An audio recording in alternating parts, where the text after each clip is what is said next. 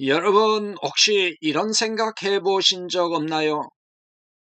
분명 교회는 복음을 듣고 그 복음을 배우러 가는 곳인데 막상 신앙생활을 시작하면 가장 먼저 마주하는 건 복음보다는 율법일 때가 많습니다.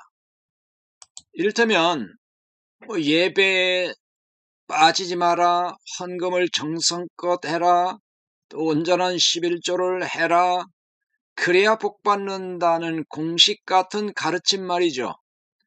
하지만 그렇게 수십 년을 달려온 끝에 남은 건 무엇인가요? 마음은 여전히 답답하고 죄의 굴레는 더 단단해진 느낌이죠. 왜 내 신앙은 제자리 걸음일까요? 이 갈등이 깊어질 때 비로소 중요한 깨달음의 문이 열립니다. 아, 내 힘으로는 도저히 안 되는구나 라는 그 정직한 고백 말입니다. 반면 안타깝게도 이 한계를 깨닫지 못한 채 여전히 자신의 힘으로 버티는 분들도 계십니다. 하지만 분명히 알아야 합니다. 우리는 율법을 완벽하게 지킬 수 없는 존재라는 사실을요. 이 철저한 무능을 깨닫게 해주는 것이 바로 복음의 시작입니다. 성경 속 샬루증 여인의 이야기를 떠올려 보세요. 그녀는 12년 동안 병을 고치러 수많은 의사를 찾아다녔습니다.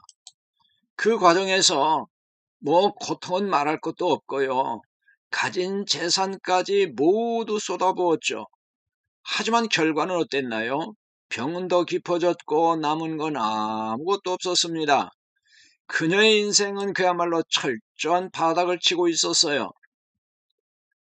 세상의 방법은 늘 대가를 요구합니다. 하지만 예수님은 달랐습니다. 그분은 단 한 푼의 치료비도 받지 않고 병든 자들을 고치셨죠. 12년 동안 모든 걸 잃었던 이 여인에게 들려온 소식은 바로 이 값없는 은혜에 대한 소문이었습니다. 여인은 깨달았습니다. 아, 내 돈도 내 노력도 필요 없구나. 그저 그분께 나아가기만 하면 되는구나. 이것이 바로 복음입니다. 여러분, 예수님이 병자들을 값없이 고치신 이유는 단지 몸의 질병 때문만은 아니었습니다. 그 병자들은 바로 구원이 필요한 우리 죄인들의 모습이었죠. 아무 대가 없이 병을 고치신 그 손길은 곧 우리의 죄를 오직 은혜로만 사하시겠다는 하나님의 거룩한 약속, 즉 은혜의 복음이었던 것입니다. 하지만 안타깝게도 여전히 이 은혜의 소식을 듣지 못한 채 율법 아래서 신음하는 분들이 많습니다. 더 속상한 건요, 자신이 무엇에 매여 있는지조차 자각하지 못한다는 사실이죠. 기도 응답되지 않으면은 정성이 부족했나?